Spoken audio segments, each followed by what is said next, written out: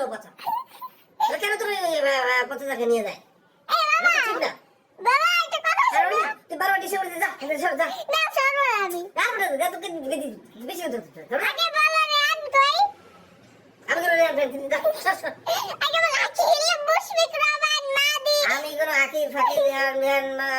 কি মুশফিক রহমান ইয়া টিয়া আমি কিছু বাবা তোমার নাম কি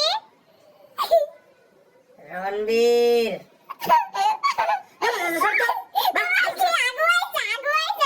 হাগু করতা হাগু কর বললা না তোমার হাগু হইছে রণবীর যা সর হাগু কর যা বাবা তুমি কি হাগু হইছে একদম